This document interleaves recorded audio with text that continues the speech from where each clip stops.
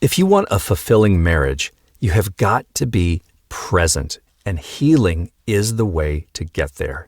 Welcome back to the Secure Husband Podcast. Bruce Abbott, certified professional coach and founder of SecureHusband.com, where I help good men become grounded and emotionally strong and learn to lead themselves first. We talk a lot about healing in this podcast. Healing is not feeling better. Healing is becoming present again. Present in your body, present in your heart, present with your wife, present in your marriage. Not reactive, not zoned out, not numbing out, not walking on eggshells. Present. If you're anything like most of the guys that I coach, you've felt this pull to disconnect when things get hard. If your wife pulls away, when there's no affection or intimacy, when communication feels like you're walking through landmines, you're going to shut down. You might numb out. You might distract yourself, go into fix-it mode.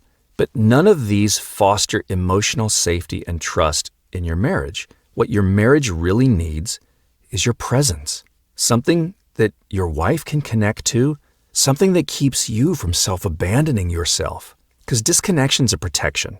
You're not broken, you're just wounded, and you're trying to protect yourself.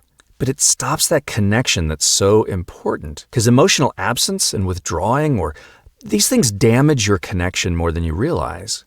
And sometimes presence is hard to do in the face of difficulty. If you've struggled to stay emotionally present in your marriage, it doesn't mean you're a bad husband or you're lazy or you don't care or you're broken. It just means your nervous system was overwhelmed.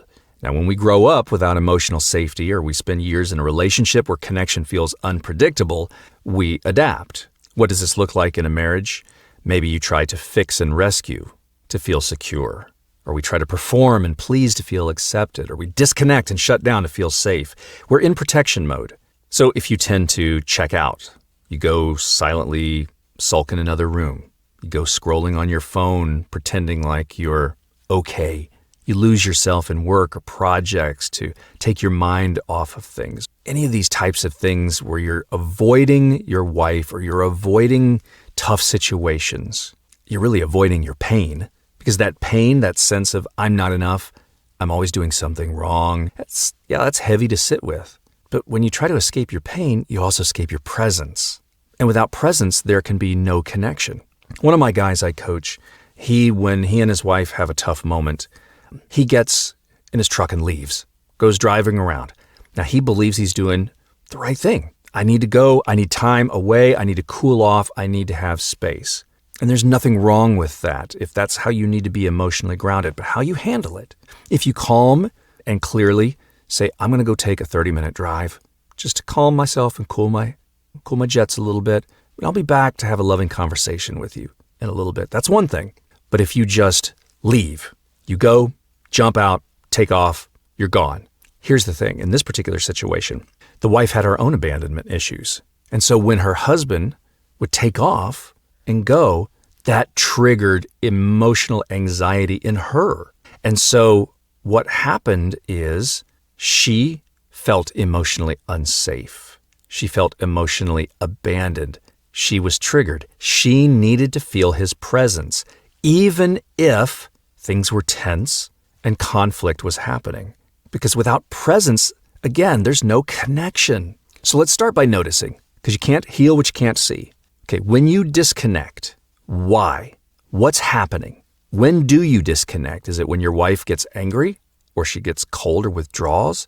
You go in to give her a kiss and you can feel her tense up, pull back a little bit. Maybe you try to talk to her about something and she shuts you down, or she seems annoyed or irritated with you. When you disconnect, how do you do that? Do you zone out? Do you overtalk?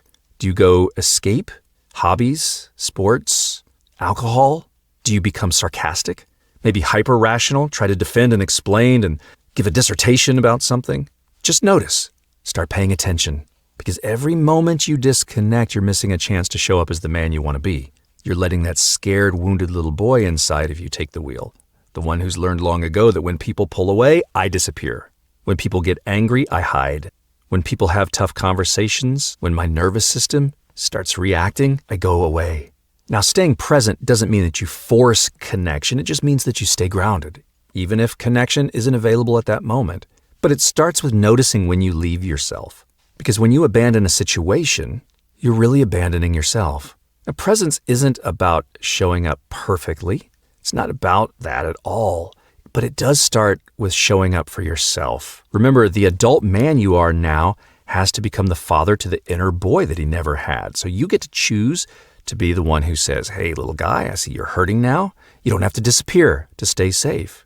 I'm not going to abandon you. Maybe others did. I'm not. See, that's how you can stay present with your own discomfort. Because until you can stay present with your own discomfort, you are never going to stay present with hers. And that's where you'll get defensive or try to fix her or walk on eggshells or shut down emotionally. But when you build a relationship with yourself, when you begin to parent that wounded boy, that wounded part of you that just can't handle those big emotions, you learn how to stay and not collapse and not overreact and not disappear. Now, am I saying you tolerate abuse? Absolutely not. Part of being present may be setting a firm boundary right there. And instead of just leaving, you're able to clearly, calmly, in a grounded way, say, I'm not going to tolerate this conversation as it is right now. I'm going to step away. And when we can revisit this conversation from a calm, respectable place, then we will. See, that's not disappearing. That's setting a boundary that says, this is not okay for me. So even though you may not be staying in a situation where conflict may get borderline abusive, you're being present in your reaction. I hope that makes sense. But the idea here is really in the everyday, you're able to stay with the tension, stay with the silence, stay with the uncomfortable emotions. That builds emotional strength. Again, different situation if abuse is happening, especially physical, but even emotional. But I'm talking about a good man married to a good woman that you are in dysfunctional patterns. It's that system I talk about. It's that safe relational space made up of your two inner spaces. So you work on your inner space to develop that emotional strength so you can stay present when things are tough. You can be the mountain when your wife is the weather that fluctuates so much. That emotional strength is really what your marriage has been starving for, because that little boy inside of you is the reason that you check out. It's not just your wife's rejection or her responses or coldness. It's because deep down you believe, I don't matter unless I'm needed or wanted. If I'm perfect, then I'll feel safe. If she's distant, it means I've failed. That's the false core beliefs we talked about a couple of episodes before. That didn't start in your marriage. I talk about that all the time in these podcasts because it's at the core of your marriage. It's at the core of this process. All of this starts with that wounded little boy inside of you who felt he had to earn love or that he was not enough or learn to hide his truth to keep the peace. And when your wife gets distant or she gets upset, that little boy feels invisible. He's freaking out emotionally inside, and then he wants to leave. He thinks, here I go again. I'm not wanted. I need to just shut down. I need to get out of here. But shutting down isn't who you are. It's who you became to survive when you were little, and it's all you know now. But now you're an adult, and you get to stop repeating that cycle. And you start with meeting that boy with compassion. You say, hey, little guy, you are wanted by me. I'm not going to leave you alone in this feeling. You don't have to disappear. I've got you now. I will take care of this. I will take care of you. Because when you begin to feel those younger parts of you without judgment, you begin to rewire what it means to stay present with pain. And from that presence, you can show up in your marriage with strength. But that strength comes with steadiness and softness and peace and calm and grounded. When things are uncomfortable, it allows you to stay and work it through. And if it's intolerable, it gives you the power to stay present in the moment to say, this is not okay, and we're going to stop. As I mentioned earlier, like with the abuse, sometimes being present means being there to say, I'm not going to tolerate this anymore. I'm going to leave. Present doesn't mean fixing things. Doesn't mean getting her to soften or come back or want sex again. It just means being emotionally available without an agenda. And that's hard to do. I mean, that's rare among men because most of us, especially if we're in pain, we use presence as a strategy. I'm not going to use my words, but I'm going to leave the room and show her how upset I am. And maybe she'll open up, or maybe I'll people please. Maybe she'll come around. If I tolerate the intolerable, maybe she'll finally validate me. That's not presence. That's manipulation. You're manipulating her. You're manipulating yourself because you're not being authentic to yourself. True presence says, I'm here not to get a result, but to show up aligned with who I want to be. Even if she doesn't respond the way I want, or she stays shut down, or nothing changes for a while. You have to be present for you. because that's who you're becoming. And your wife wants to feel connected. In many of these marriages, that's what she's craving. She's craving this connection. She doesn't feel you there. She doesn't feel your presence. But when you can be present without pressure, that's magnetic. Presence without performance, she feels the difference. That builds emotional trust. And again, are you doing this for her? No, you're doing this for you because you want to be different. That's the man you want to become. That's why you're listening to these podcasts to begin with. Because if your presence is performance-based and hoping for an outcome, she's going to see right through it. But if you stay present for the sole reason of, I want to be the rock. I want to be the mighty oak right now. And I'm going to stay present in this situation. She feels that. You feel that. Now, you might be scared to death inside. Your nervous system may be going crazy. But you stay present when things are tense. That's a real test right there. If she says stuff that's, you're too emotional or nothing at all, gives you the silent treatment. Presence doesn't mean you stop feeling. It just means that you feel everything because you're human. You don't stuff your feelings.